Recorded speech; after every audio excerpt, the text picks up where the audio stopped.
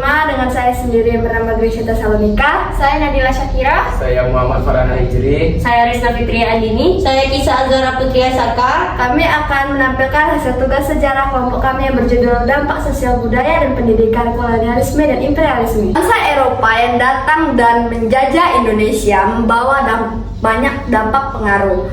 Kolonialisme dan imperialisme yang mereka tetapkan berdampak di banyak aspek kehidupan rakyat Nusantara pada saat itu.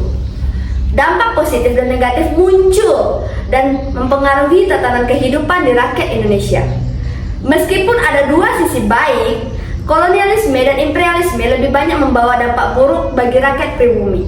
Bersumber dari e-modul sejarah Indonesia kelas 11 Kemendikbudristek, kekejaman para penjajah tersebut bahkan dituliskan dan diterbitkan dalam sebuah buku berjudul Max Havelaar yang ditulis oleh Mutatuli. Hal inilah yang kemudian memicu banyaknya perlawanan rakyat Indonesia terhadap kaum penjajah. Keinginan untuk lepas dari belenggu bangsa Eropa mendorong banyak tokoh melakukan peperangan terhadap penjajah. Perlawanan terjadi tidak hanya dengan kekuatan fisik saja, tetapi juga secara diplomasi. Perjuangan diplomasi ditandai dengan berdirinya berbagai organisasi dengan tujuan yang sama, yaitu merdeka dari bangsa penjajah. Dampak kolonialisme dan imperialisme di bidang sosial budaya.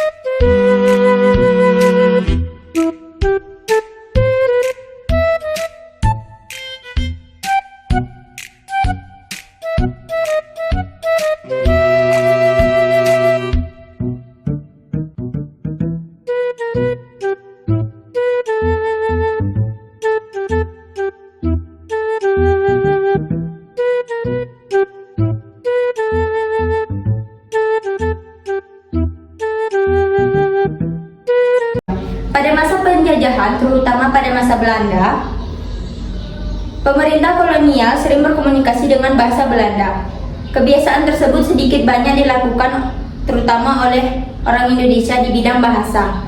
Beberapa kata dalam bahasa Indonesia memiliki kesamaan di bahasa Indonesia. Contohnya, kain untuk mengiringkan badan setelah mandi yaitu disebut dengan handuk. Selain bahasa, bangsa Barat juga memperkenalkan berbagai macam hiburan seperti musik internasional hingga tarian dansa. Ilmu arsitektur khas bangsa Barat juga banyak digunakan pada masa penjajahan. Banyak bangunan bersejarah seperti Lawang Sewu di kota Semarang yang menjadi saksi bisu dampak kolonialisme di bidang budaya. Sedangkan dalam bidang sosial bisa dilihat dari penyebaran agama Kristen, Katolik, dan Kristen Protestan. Penyebaran agama Katolik dan Kristen Protestan tidak lepas dengan para misionaris yang berasal dari bangsa Barat. Selain penyebaran agama baru, berikut ini dampak kolonialisme dan imperialisme di bidang sosial.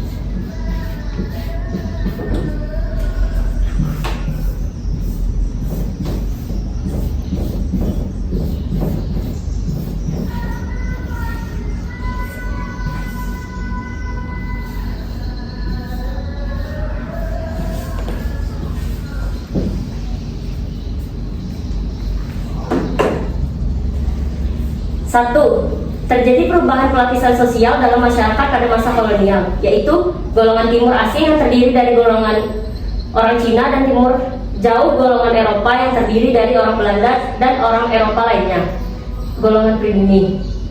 Dua, ada mobilitas sosial dengan adanya gelombang transmigrasi, terutama untuk memenuhi tenaga-tenaga di perkebunan di luar Jawa yang dibuka oleh Belanda.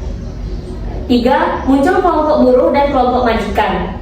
Hal ini disebabkan berdirinya pabrik dan perusahaan sehingga pekerjaan masyarakat Indonesia menjadi dinamis.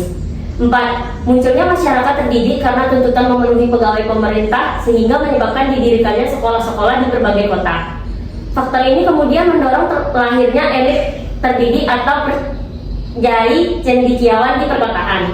5. Terbentuknya status sosial di mana yang tertinggi adalah Eropa, lalu Asia Timur, yang terakhir kaum pribumi. 6. Adanya penindasan dan pemerasan secara kejam.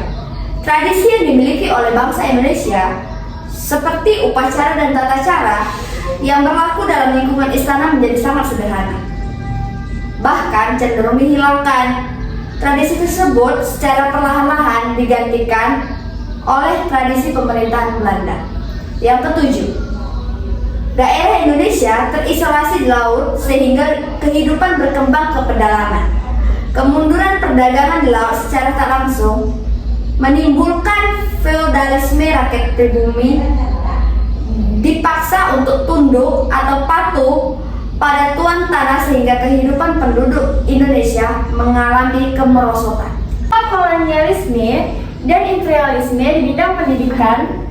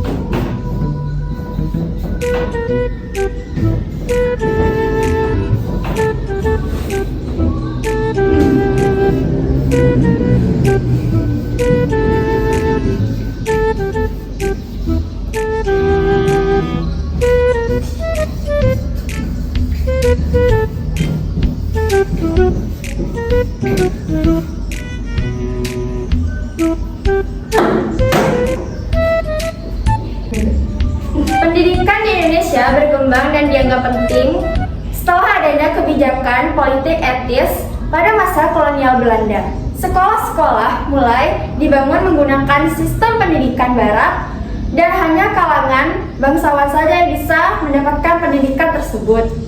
Meskipun seakan memberi kesempatan untuk rakyat pribumi mengenyam pendidikan, tujuan dibangun sekolah oleh pemerintah Belanda adalah untuk kepentingan mereka sendiri. Belanda sengaja mendirikan sekolah agar bisa mendapatkan sumber daya manusia atau SDM yang terdidik dan terampil namun murah. Dampak dari kolonialisme dan imperialisme Belanda di bidang pendidikan bisa dilihat daftar berikut ini.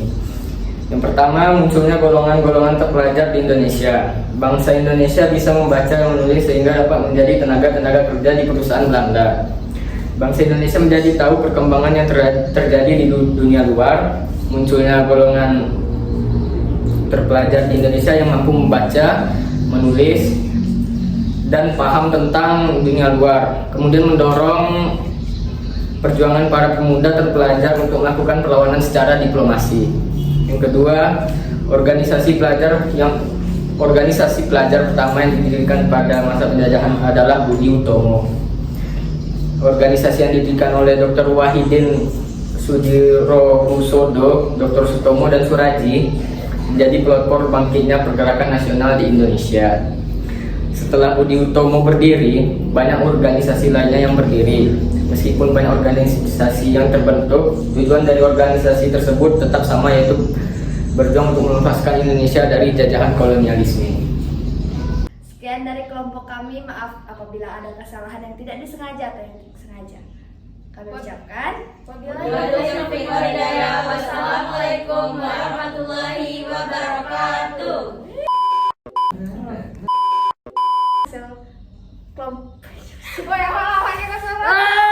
Apa ya? Bangsa Eropa yang datang dan menjelajah Indonesia, menjajah. Selain penyebaran agama baru, berikut ini dampak lain kolonialisme dan imperialisme di bidang sosial. Anunya kok